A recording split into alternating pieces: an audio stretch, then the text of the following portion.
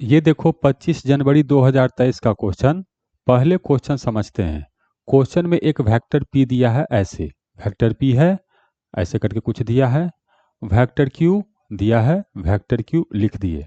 अब क्वेश्चन में एक और वेक्टर दिया, vector p cross vector q। तो ये एक तीसरा वेक्टर हो गया, एक वेक्टर, दो वेक्टर, तीन वेक्टर। ठीक।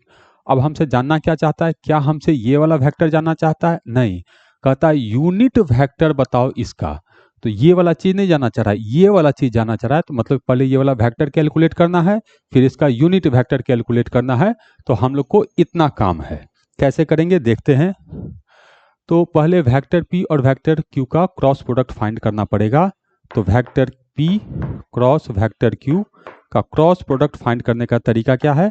ऐसे करके लाइन बनाओ, फिर आई कैप लिखो, फिर माइनस ऐसे करके लाइन बनाओ, जे कैप लिखो, फिर प्लस ऐसे करके लाइन बनाओ, फिर इसको के कैप लिखो। हो गया। अब यहाँ नंबर फिल करेंगे। तो जब आई वाला ऐसे बंद कर दोगे तो ये तुमको दिखेगा √3 2। तो यहाँ लिखोगे √3, यहाँ लिखोगे 2, यहाँ लिखेंगे √3 और यहाँ पर 2.5 है तो 2.5 आई का काम हो गया।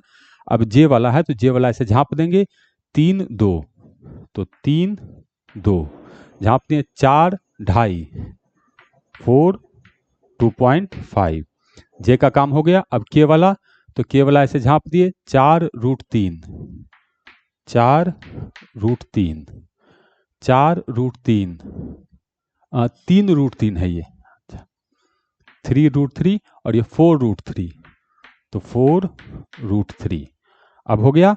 अब तिरछा तिरछी इसको गुना करना है।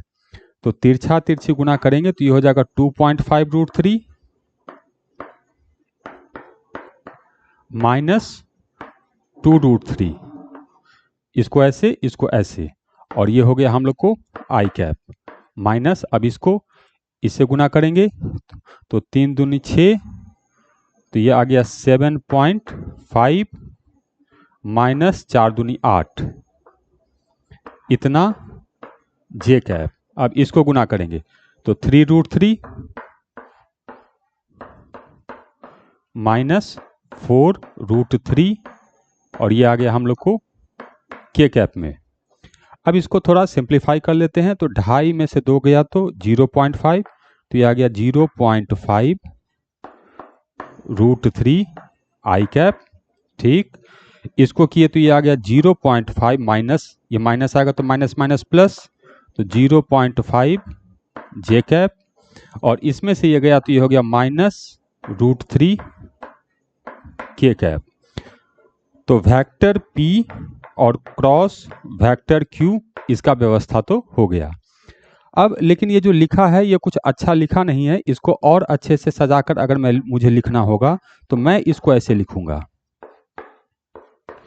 √3/2 आई कैप प्लस 1/2 जे कैप और माइनस √3 के कैप। तो ये vector p cross vector q हम लोग को फाइंड हो गया। ठीक, चलो ठीक है, अच्छा हो गया। क्या हमसे क्वेश्चन में ये पूछा? नहीं, इसका यूनिट वेक्टर पूछा है। तो यूनिट वेक्टर फाइंड करने के लिए सबसे पहले मुझे इस वेक्टर का मैग्नीट्यूड फाइंड करना पड़ेगा। तो इसका मैग्नीट्यूड फाइंड करते हैं। तो इस वेक्टर का मैग्नीट्यूड क्या लिखेंगे? तो ये हो जाएगा √ इसका स्क्वायर, तो इसका स्क्वायर हो जाएगा तो 3/4 प्लस इसका स्क्वायर तो 1/4 और इसका स्क्वायर तो +3, तो 3 और 1 4 हो गया। तो ये आ गया इसका मैग्नीट्यूड कैलकुलेट किया, तो ये तो बड़ा सस्ता हम लोग को 2 आ गया। अब हमें यूनिट वेक्टर फाइंड करना है। तो यूनिट वेक्टर कैसे फाइंड करेंगे? तो वेक्टर को उसी के मैग्नीट्यूड से जब डिवाइड कर दोगे तो तुमको यूनिट वेक्टर आ जाएगा। तो इसको 2 से डिवाइड कर देना है, तो ये आ जाएगा √3/4 आई कैप, इसको भी 2 से डिवाइड करना है तो प्लस 1/4 जे कैप और माइनस √3/2 के कैप, ऐसे। अब इसमें हमको इधर ऐसे करके मैच कराना है, नीचे में देखो कुछ भी नहीं है तो नीचे में 4 कॉमन ले लेते हैं। तो जब इसमें 1/4 कॉमन लेंगे तो हमको आएगा √3 आई कैप, ठीक। यहाँ पर प्लस जे कैप, और यहाँ 4 नीचे कॉमन लिए हैं तो -2 √3 के कैप। अब मिलाओ, ये देखो मिल गया, ये वाला चीज मिल गया, ये वाला चीज मिल गया, तो ये वाला चीज भी इससे मिलेगा। इसका मतलब x का वैल्यू है यहाँ पर 4, तो यहाँ क्या पुट करना है हम लोग को 4।